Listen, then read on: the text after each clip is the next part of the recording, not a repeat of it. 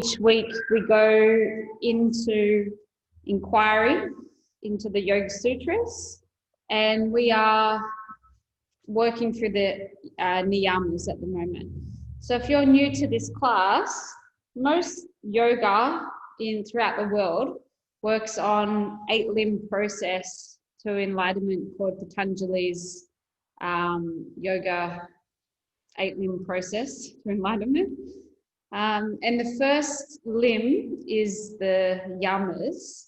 The second limb is the niyamas, and we're discussing the niyamas. So last week we discussed the niyama Ishvara, Pranidhana, and we are going to revisit that niyama today again, because a few of you that weren't here requested that we do that niyama again. So with any of these teachings, we could discuss one niyama every day for the rest of our life and continue to have downloads and openings and cellular change, no matter what we're doing. So they're all rhetorical. It's not like we just tick it off and go, yeah, I know that now. It's a self-inquiry through each of these paths into understanding who we are, why we're here, what we're doing here, and in a sense, where we're going. And that's the path of yoga. So surrender to God is the niyama we're discussing or inquiring into today.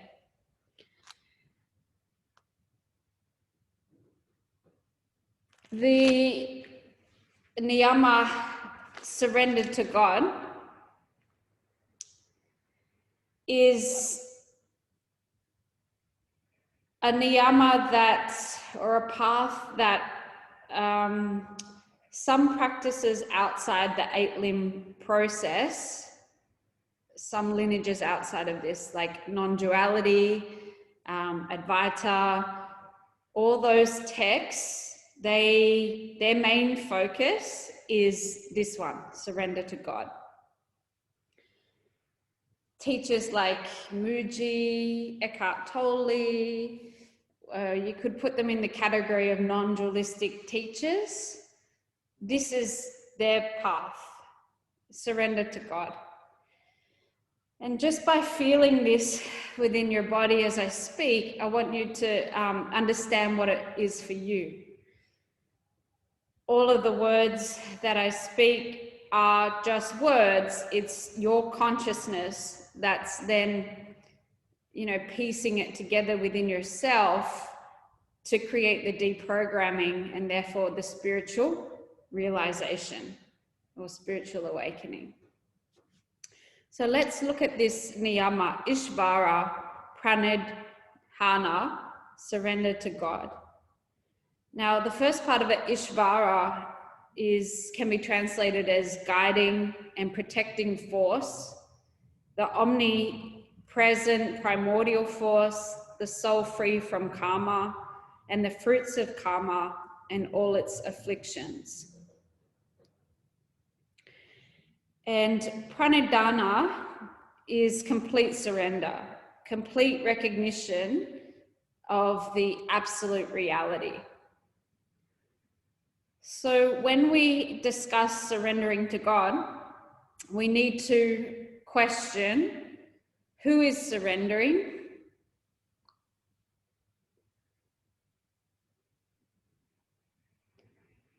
what are we surrendering to? What happens if we don't surrender? What happens when we do surrender? This is important because it leads us to what Nityananda calls innocent surrender versus ignorant surrender. In ignorant surrender, we don't ask such questions. What am I surrendering to? Who's surrendering? What will happen if I surrender? What will happen if I don't surrender? In ignorant surrender, we go void. We blame, we lack responsibility, we accuse, we judge, we put up a barrier, and we go numb. It can look like surrender, but in fact, it's in a sense the opposite.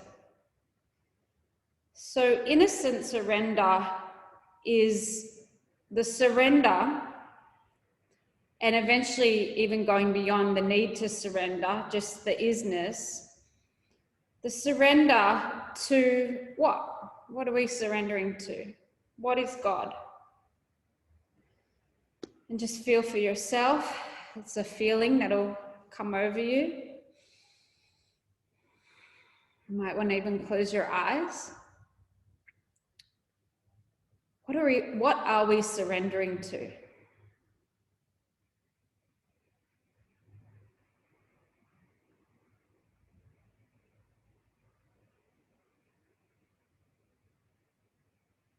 What is God?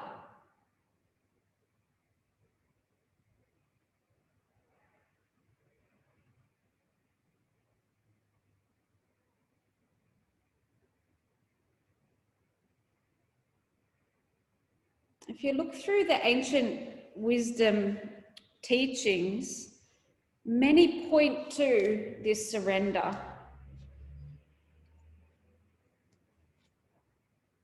In Law of Attraction, Esther Hicks, who channels Abraham, uses affirmations like, the less you do, the more you'll receive. Or you don't have to work hard at anything. Tony Robbins talks about the surrender experiment.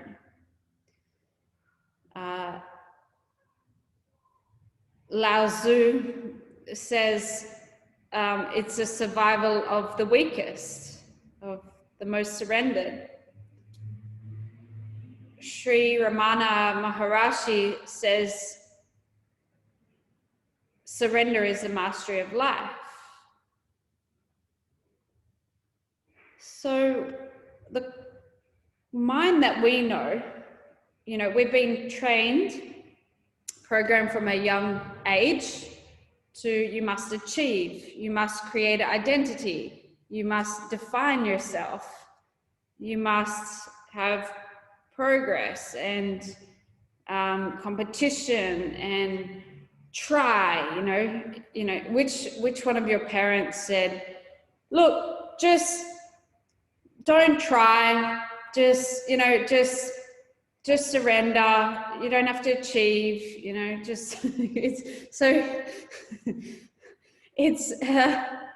there's a saying, a little bit of Zen's dangerous. So that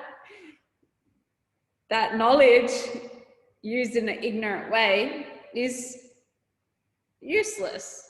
But that knowledge in a wise way, used with wisdom, is the frequency of mastery, not only of your health of your body, health of the mind, health of your finances, health of your loving relationships, but the mastery of absolutely everything is to surrender to God. So what are we surrendering to?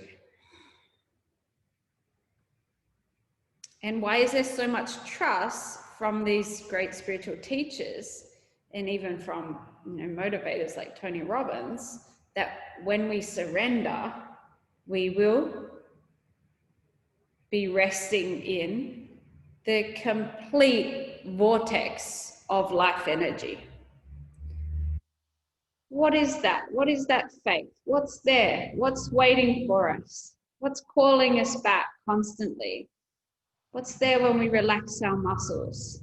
You're in a yin class and you decide to or you get a cue from the teacher and you just let go, or maybe now you just release. What's there? What's waiting for you? Does it feel worse ever? Or does it always feel better to innocently surrender? Who's surrendering? This is a big one, because only those that self-inquire into who we are beyond our name, our social status, our economical status, our environment, our culture, our tradition, and all the programs that have been given to you and that you've given to yourself. Only when we see ourselves beyond this identity do we understand who is surrendering. Otherwise, we'll attach to our identity, and it'll be hard for us to surrender to God because we think, well, that's all we are, we're our identity. If I let go, I'll die. In rebirthing breath work, we use affirmations such as, you no longer have to contract to feel pleasure.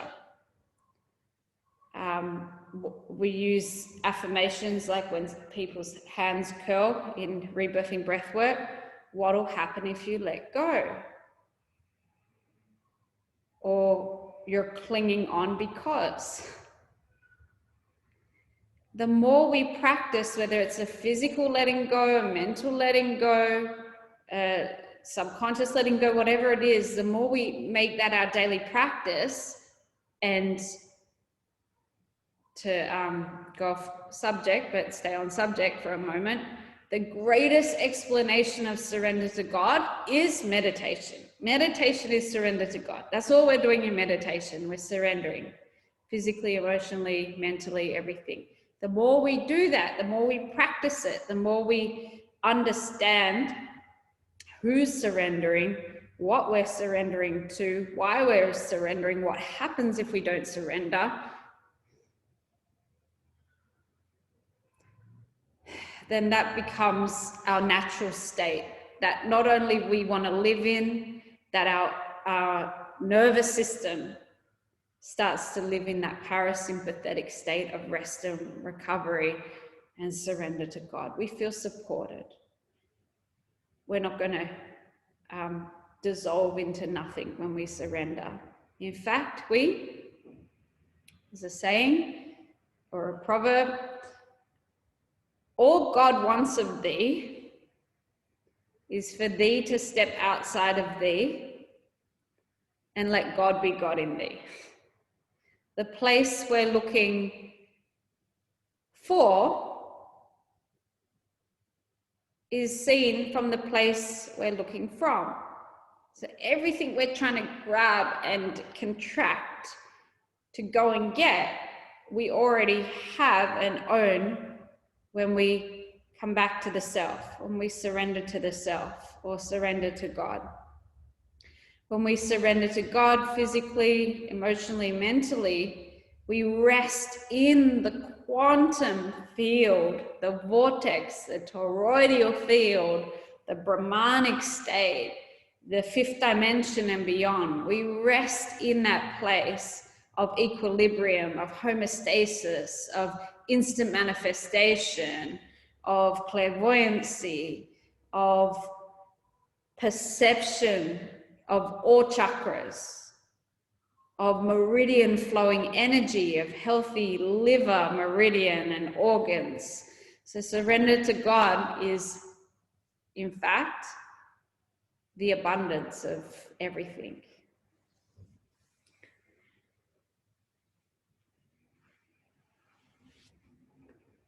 When we surrender, we become one with the divine. Just feel into your body right now. You might want to close your eyes and start to breathe. I'm going to take 10 sighs on the exhale.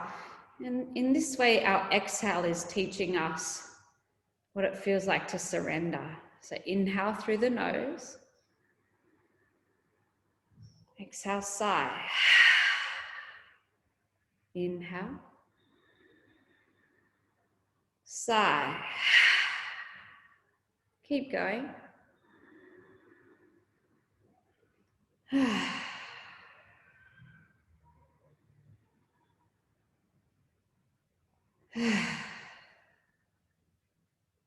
Keep going. As you release on the exhale, I want you to take your mind into what's solely happening to you. What's happening to your body, where you're going. Do you feel safe? Do you feel secure? Does it feel nice there? What's there? 3 more.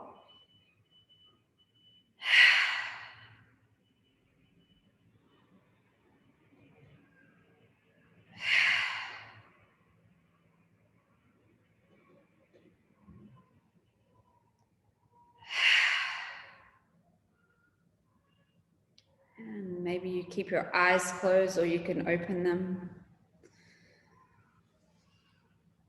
So this letting go is when we let go of separation, which allows us to see supreme reality.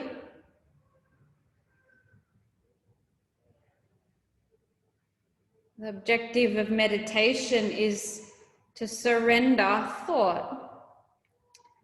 When we surrender the attachment to thinking, we open up into the timeless space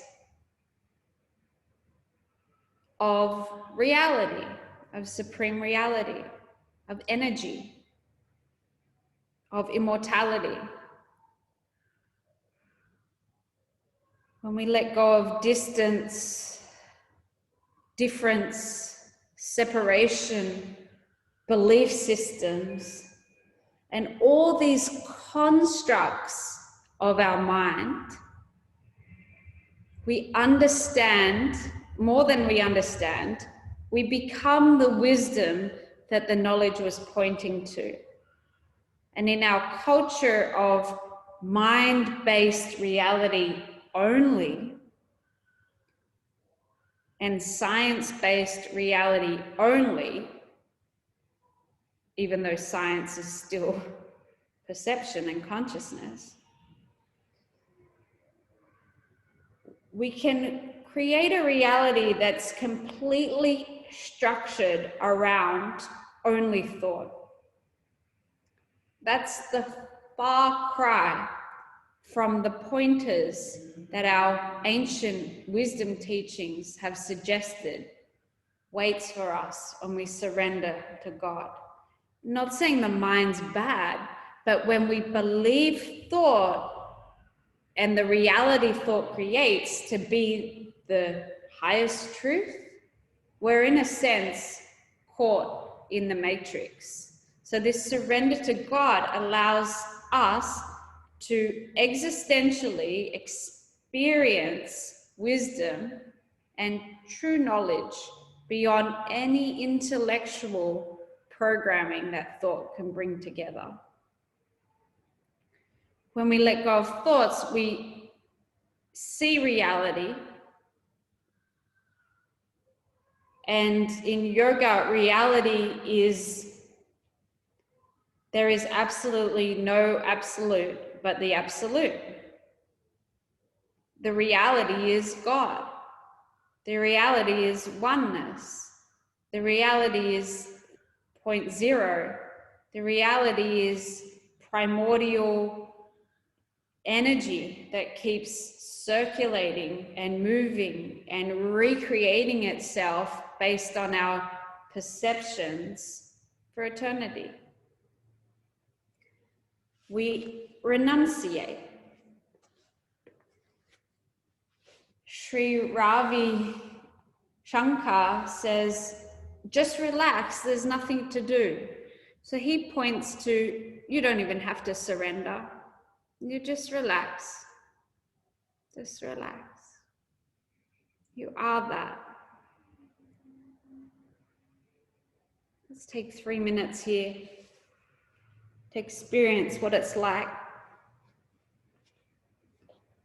to find the peace of just one of the thoughts in the 3 minutes, relaxing away.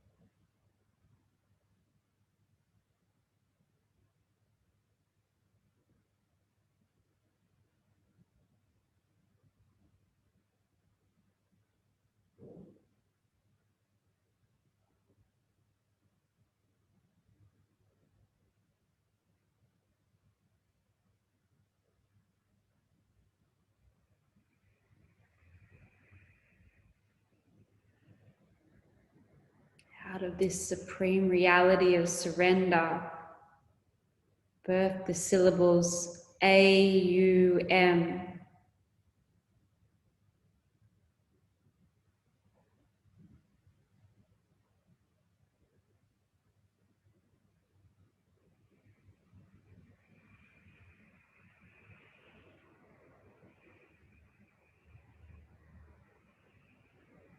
Surrender to God as you sit here. Change the word God if it doesn't resonate.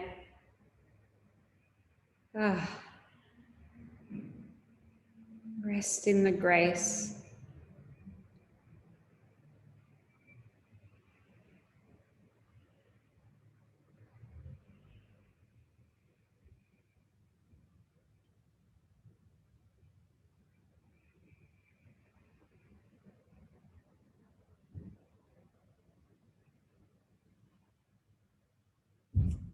Eckhart Tolle says, surrender is the simple but profound wisdom of yielding to rather than opposing the flow of life.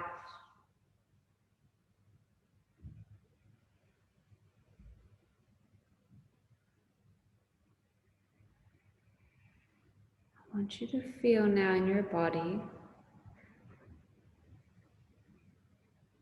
how this is innocent surrender. How you're breathing in the grace, breathing out the grace.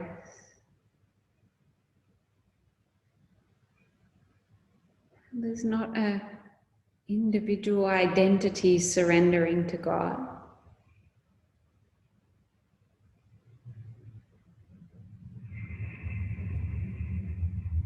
But rather, a yielding to, your energy is yielding to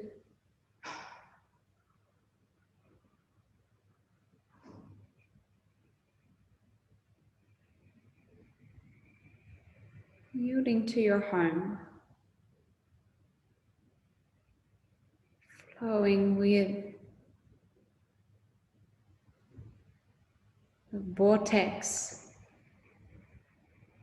the natural current of life,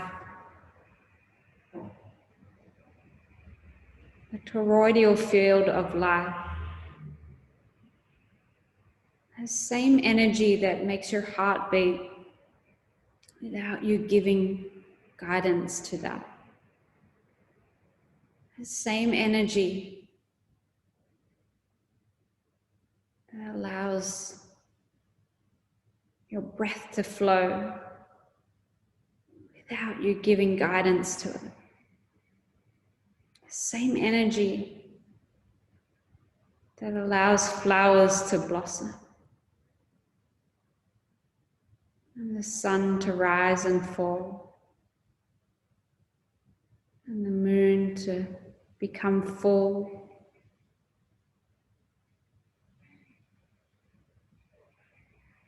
You're surrendering to the supreme reality, the wisdom, the greatest energy.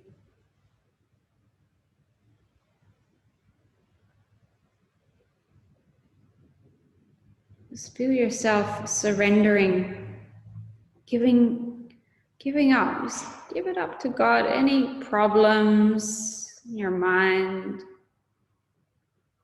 any heartbreak, any hard times, any letdowns, any competition, any sadness, anger.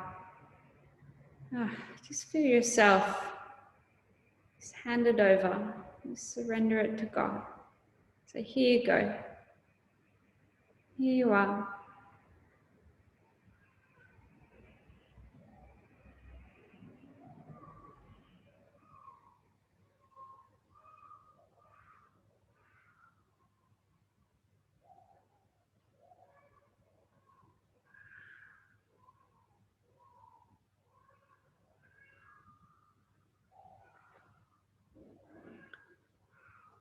Feel the difference between innocent surrender and ignorant surrender.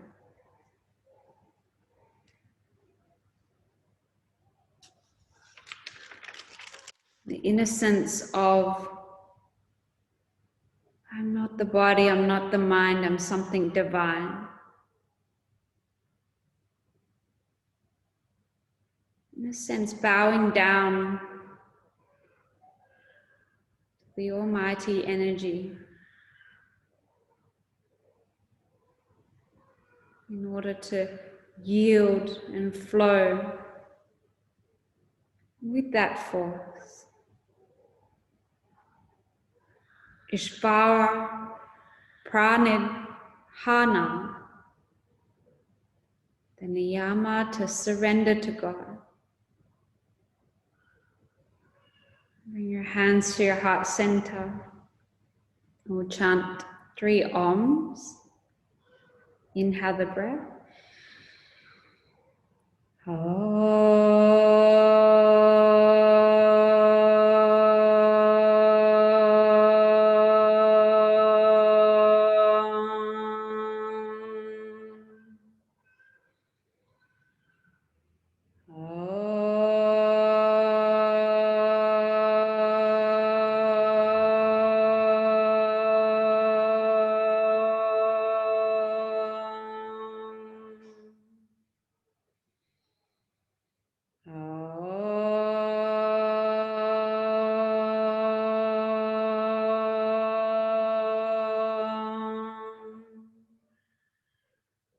Bow your head to your heart.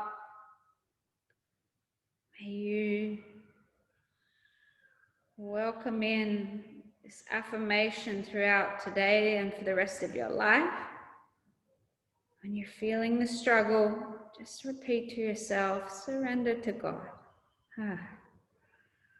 Lift your head. Namaste.